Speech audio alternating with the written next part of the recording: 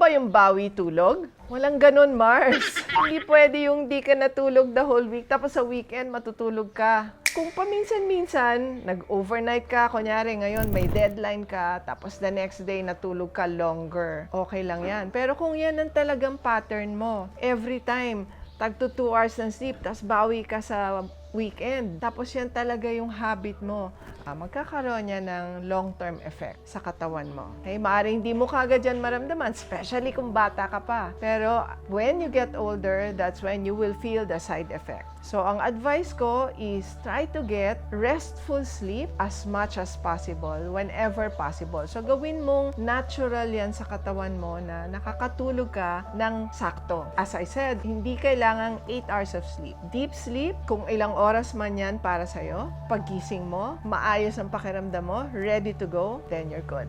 This is Dina saying, it doesn't matter kung maigsi ang tulog mo, basta paggising mo, maayos ang pakiramdam mo. Ask Dina.